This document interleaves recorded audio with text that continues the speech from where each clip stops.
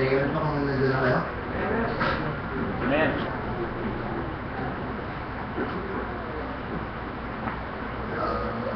Let's all stand up. Proverbs chapter 30, verse 24. Are you there? Amen. Sign ko po. There be four things which are little upon the earth, but they are exceeding wide. May I request Brother Johnny to first? Let's pray. Panginoon po namin Diyos na nasa langit, merciful and loving God, thank you so much Lord for another opportunity, O Diyos, na makapakikinig po kami ng inyong pong salita. Pakibigyan niyo po kami, O Diyos, ng open ears and open heart, na maintindihan po namin, matanggap po namin, at hindi po basta lamang namin maintindihan, bagkus magkaroon po ng application po ito sa aming buhay.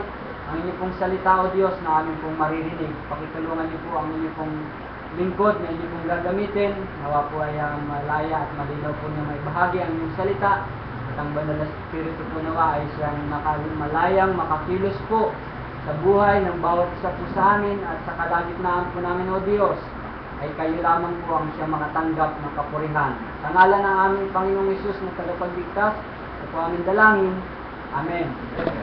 Please be seated na po. Sabi dito, there be four things which are little upon the earth, but they are exceeding wide. Why? So, number 1, verse 25. The ants are a people not strong, yet they prepare their meat in the summer. Amen. So, ang mga example to ito, the four things, they are used by God, right?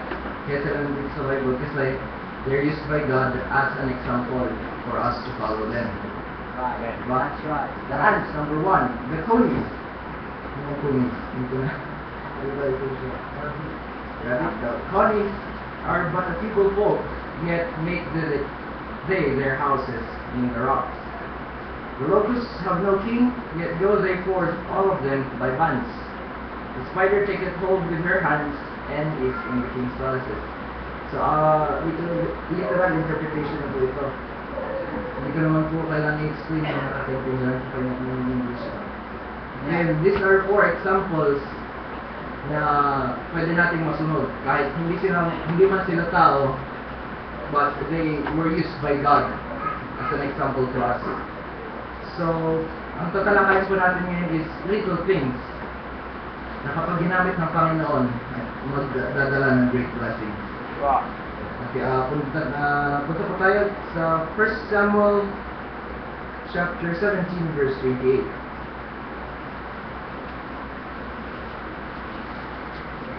Say amen po, kansa na kayo?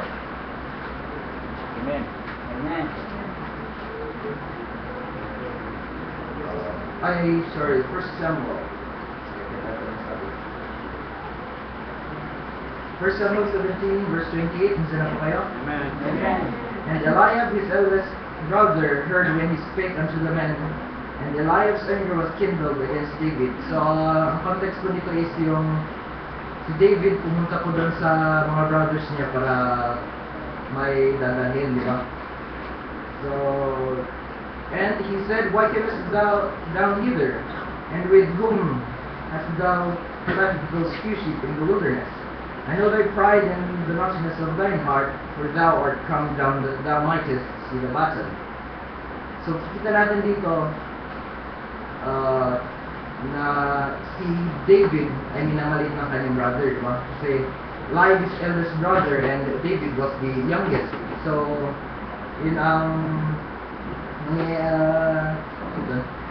yun ang laging nangyayari, di ba? Kapag andyan yung bunso, laging pagagalitan ng panganay.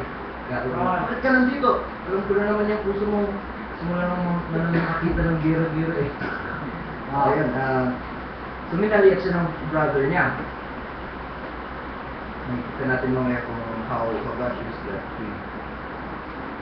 And tingnan po natin sa 17 verse 33 to verse 33 po. And Saul said to David, thou art not able to go against this Philistine to fight with him, for thou art but a youth, and he a man of war from his youth. Ito po yung si David nag-volunteer na kalabanin si Goliath. Tapos minalit din siya ni Saul. Sabi niya, Hindi ka pwedeng makipaglaban sa Philistine kasi bata ka pa.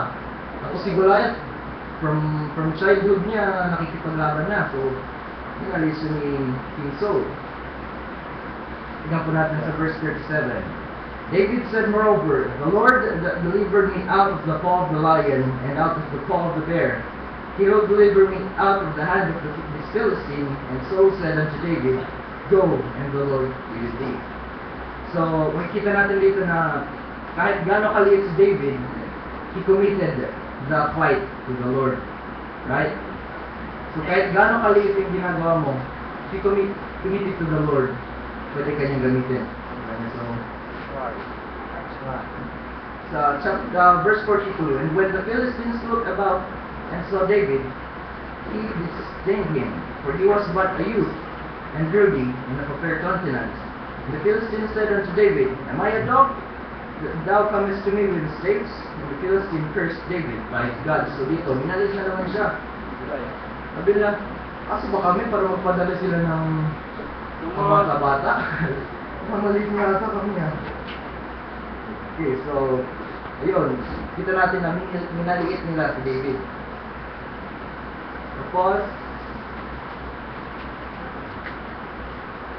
so, mag-start tayo sa verse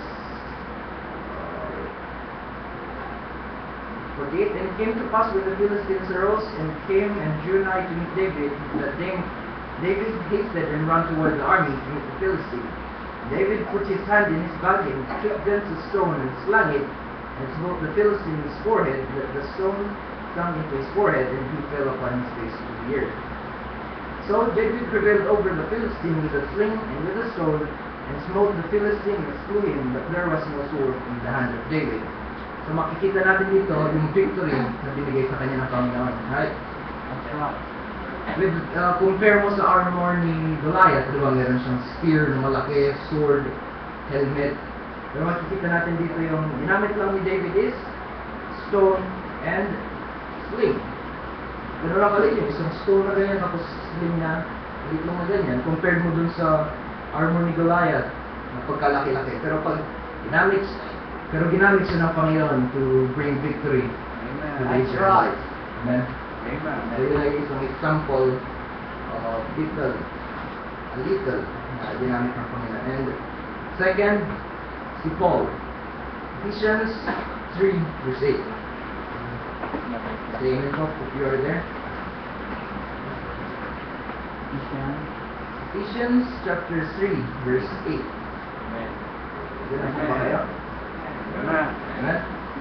Unto me who am less than the least of all the saints, it is grace given that I should preach among the Gentiles the unsearchable riches of Christ. 1 Corinthians 15:9-10.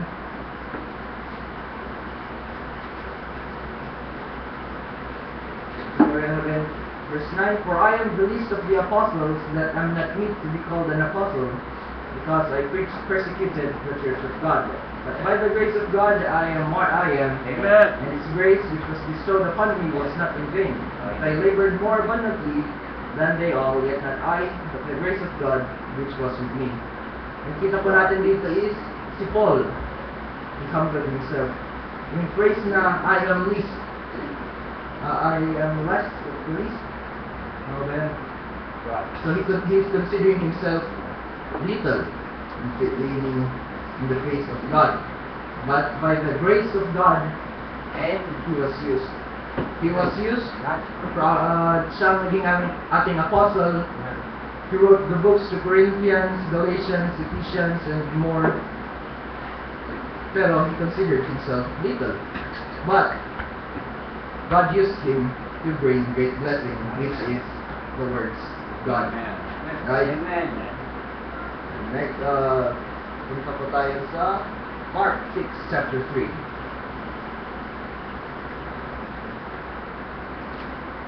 Statement po, nandiyan na kayo?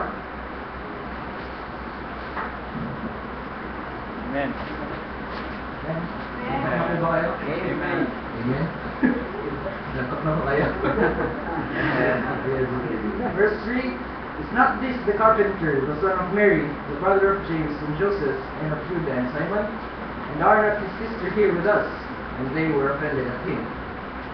Sino po pinag-usapan dyan? Jesus Christ, right? So yung panahon ni Jesus, he is considered low or little na rin, di ba? Yung carpenter, son of a carpenter is minamaliit ka nung sa sentence na yun, di ba? So Jesus, nung time niya ay minaliit din siya. Punta pa tayo sa Philippians chapter 3 verse 8.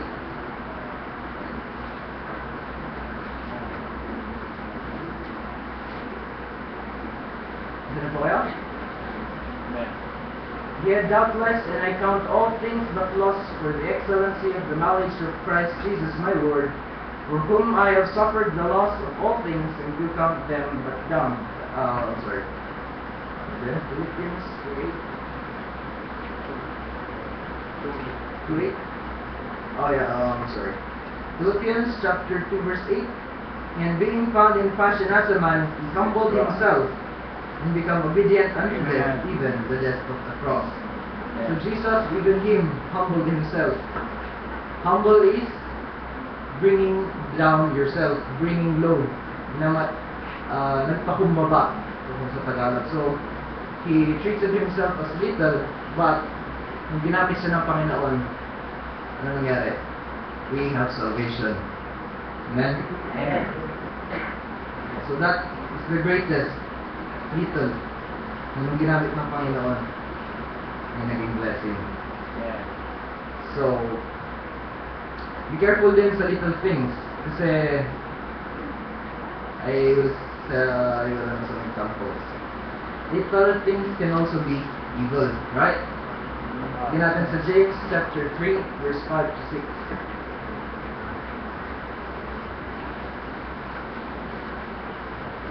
Okay, ito is the tongue. Wala. Diyan na po ba kayo? Amen. Amen. Even so, the tongue is a little member and boasteth great things. Behold, how great a matter a little fire kindleth. And the tongue is a fire, a world of iniquity. So is the tongue among our members, that it defileth the whole body, and setteth on fire the course of nature, and is set on fire. Hell. So makikita natin dito, ang tongue is little, but kung ginamit pag ginamit sa evil, will bring great.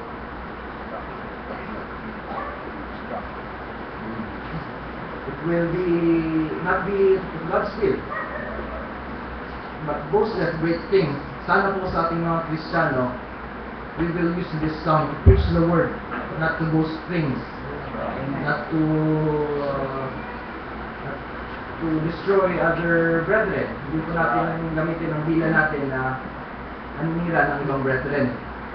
Right. But let's use this to edify one another, to preach the gospel, to pray for one another. Amen. And ang isa pa po ay the leaven.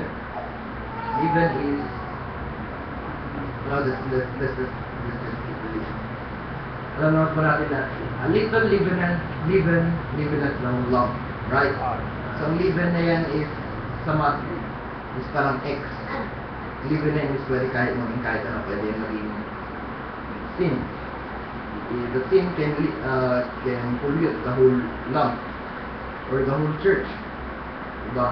So, sa ating mga Kristiyano, let us not be a leaven sa ating church. Amen?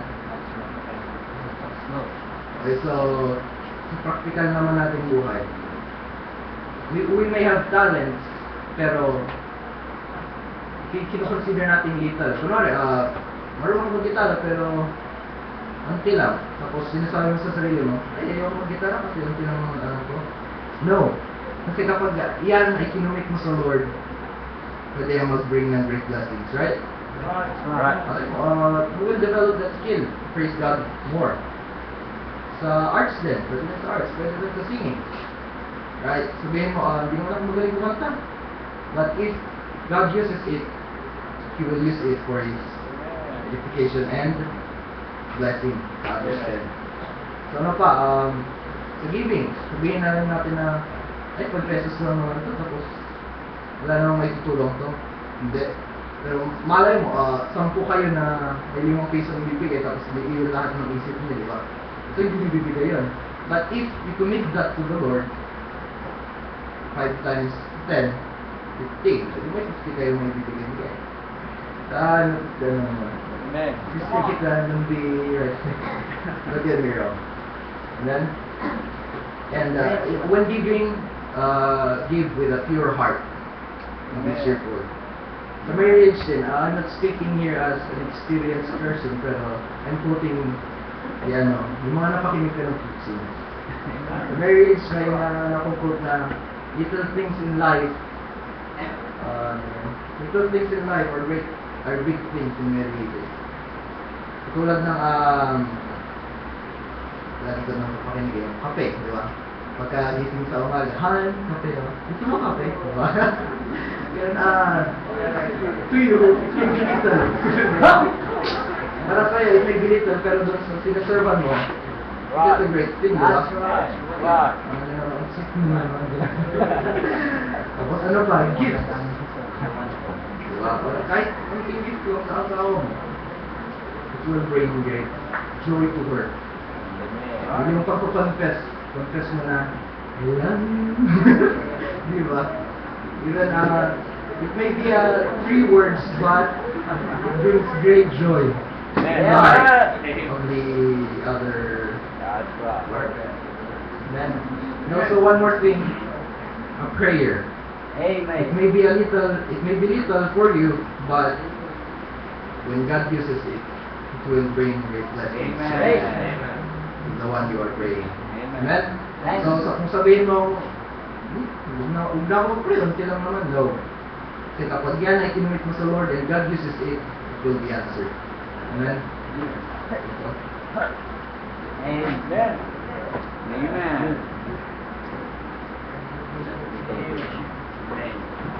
Blessing, amen? I'm blessed.